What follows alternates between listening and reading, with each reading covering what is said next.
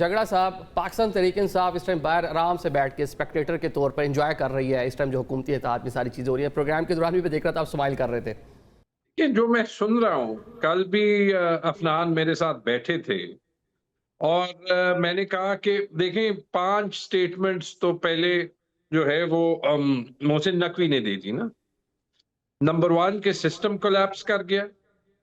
Number 2 کہ یہ 80 سال کا نتیجہ ہے. 80 سالوں میں 3 قسم کی حکومتیں رہی ہیں، Peoples Party, P M L N اور ملٹری گورنمنٹ. ٹھیک. نمبر 3 یہ کہ پرائم منسٹر صاحب 12 کے بجائے 18 گھنٹے کام کریں تب بھی کوئی فرق نہیں پڑے گا اور 10 سال بعد بھی ہم یہی رونا روئیں گے. ٹھیک ہے.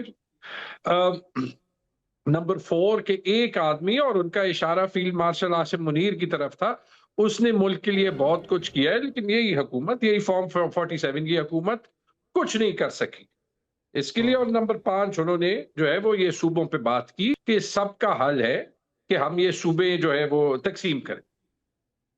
دیکھیں میں ذاتی طور پہ میرے خیال میں یہ سب سے غلط وقت ہے صوبے تقسیم کرنے کا، اس پہ بعد میں آتے ہیں.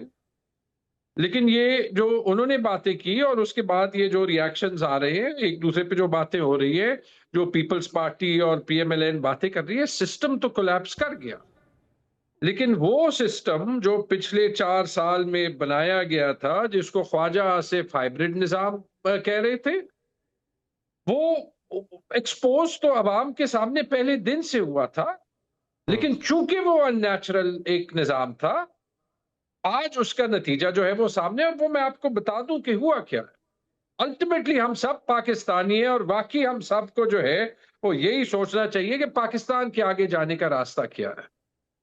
لیکن جتنا بھی ہم پہ ظلم ہوا، جتنا ظلم آج بھی عمران خان پہ ہو رہا ہے، آپ یہ دیکھ لیں کہ جو انہوں نے کیا، 26ویں ترمیم، 27ویں ترمیم، 28ویں ترمیم، جو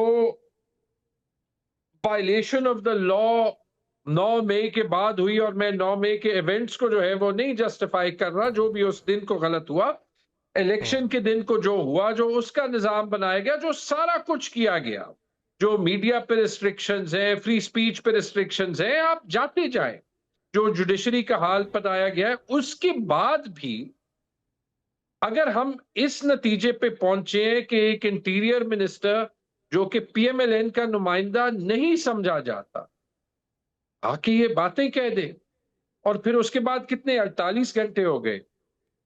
شہباز شریف کا ریاکشن کوئی سنا؟ نواز شریف کا سنا؟ وہ پرائم منسٹر ہیں، وہ ایک سیاسی جماعت کے قائد ہیں، تو ان کی جو سیکنڈ ٹیئر لیڈرشپ ہے، رانا صاحب نے آ کے سرب کیا، بڑا ہارڈ بیان دیا کہ اسی سسٹم کے تحت جو 30 سال کا سفر تھا، 3.5 سال کی انہوں نے بات کی کہ آپ محسن نقوی نے طے کر لیا.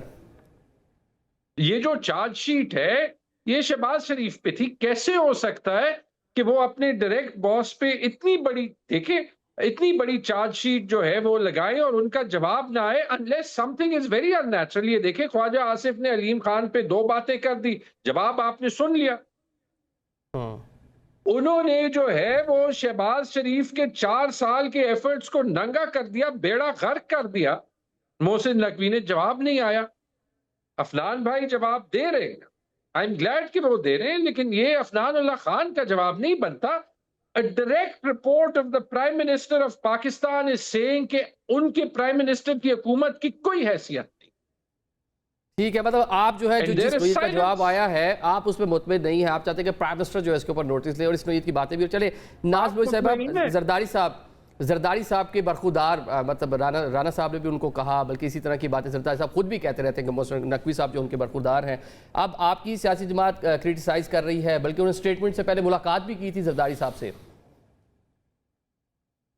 جی بسم اللہ الرحمن الرحیم. دیکھیں بہرحال ایک کیبنٹ کے فیڈرل منسٹر کو اپنی جو سٹیٹمنٹس وہ دیتے ہیں تو یا تو اس چیز کا تعین کرنا پڑے گا کہ یہ سٹیٹمنٹس ان کی ذاتی ہیں یا یہ حکومت کی طرف سے آ رہی ہیں. بیکاز یوزلی اور نارمل پریکٹس میں when the minister speaks, he speaks for the government. یا تو وہ گورنمنٹ کے ریپرزینٹیٹیو اور کیبنٹ کے منسٹر کی حیثیت سے بات کر رہے ہیں یا وہ اپنی ذاتی کیپیسٹی میں بات کر رہے ہیں. یہ 2 مختلف باتیں ہیں.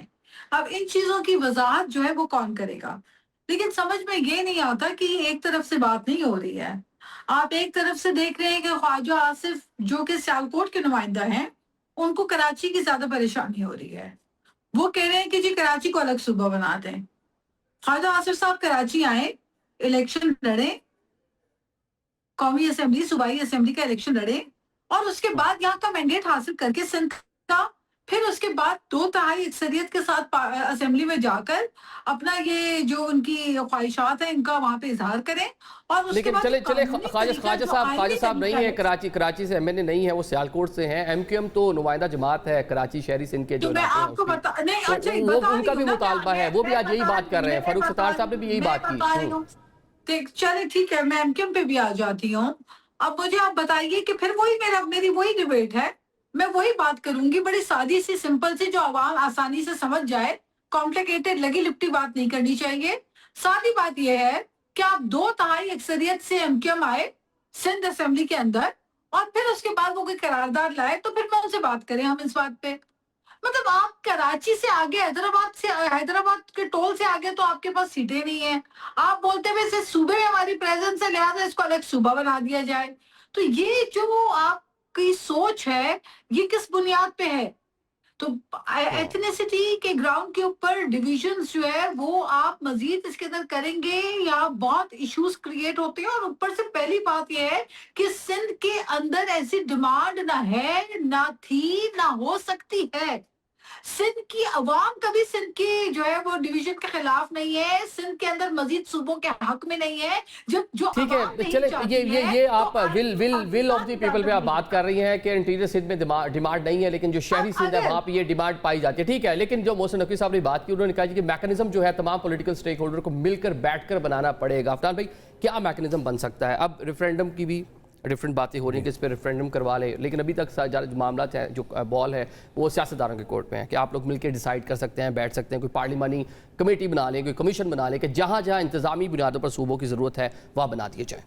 دیکھیں, میرا یہ خیال ہے کہ جب بھی آپ کسی پرابلم کو سالو کر رہے ہوتے ہیں تو اس کا پہلا اصول یہ ہوتا ہے کہ آپ اس پرابلم کو زیادہ خراب نہیں کرتے. اگر آپ اس کو زیادہ خراب کر دیں تو پھر آپ نے سالو تو کچھ نہیں کیا نا, آپ نے ایک اور چیز کو خراب مزید کر دیا. جو گورننس کے ایشو جو آئیڈینٹیفائی کیے جا رہے ہیں ان کا میرے نزدیک جو ریزولوشن ہے وہ یہ ہے کہ ہم لوکل گورنمنٹس کو امپاور کریں کانسٹیٹیوشنل امینڈمنٹ کے تھرو, جس کے تھرو ان کے ٹینیور کو پروٹیکٹ کیا جائے, ان کی جو ہے پاورز کو پروٹیکٹ کیا جائے. میں یہ سمجھتا ہوں کہ لوکل باڈیز کی منسٹری نہ وفاق میں ہونی چاہیے نہ صوبے میں ہونی چاہیے. Finance division directly fund metropolitan corporation کو یا ڈسٹرکٹ گورنمنٹ کو بھیجے اور ادھر جو بھی سسٹم ہے وہ چلایا جائے. جیسے ہمارے ملک میں منسٹریاں چلتی ہیں اس طرح وہاں پہ لوکل باڈی چلے, اے سی ڈی سی کے ساتھ مل کے جو بھی الیکٹڈ ریپرزنٹیٹیو ہے وہ گورنمنٹ وہاں پہ چلائے یہ. اور پھر ٹیکس کلیکشن کا بھی آپ ان کو کسی نہ کسی حد تک کوئی نہ کوئی آپ کو دینا پڑے گا تاکہ اپنے ریسورسز بلڈ کر سکیں. تو یہ ہمارے ذہن میں جو ہے وہ تو یہ ہے کہ ہم لوکل باڈیز کو اگر ہم امپاور کر دیں گے تو صوبوں کو توڑنے کی ضرورت پڑے گی نہیں. میرا تو لیکن کراچی میں لوکل گورنمنٹ سسٹم ہے اس میں بھی تحفظات کا اظہار ہوتا ہے, یہ بھی کسی اس کا حل نظر نہیں آتا. اور ساتھ میں جو ڈیولوشن پاور تھی 18ویں ترمیم کے مطابق پہلے این ایف سی صوبوں کو ملنا تھا, صوبوں نے نیچے حصہ دینا تھا, صوبے تو نہیں دیا نا, معاملہ تو قوانین تو موجود تھے. نہیں, یہ ضرور دیکھیں 18ویں ترمیم میں بہت ساری چیزیں تھیں, لیکن یہ ضرور کیا کہتے ہیں آپ کہہ سکتے ہیں کہ یہ جو ہماری خواہشات تھیں اس کے مطابق نہیں ہوا معاملہ, اور جو ہم سمجھ رہے تھے کہ ہوگا وہ نہیں ہوا. لیکن اس کے اندر یہ ہے کہ اگر اس کو ہم ڈیوالو کریں اس طرح کہ این ایف سی, یہ میں اگین میری سجیشن ہے تو جب لا آئے گا تب کہ این ایف سی کے تھرو ہی آپ جو ہے وہ ڈسٹرکٹ گورنمنٹس کو پیسہ بھیجیں.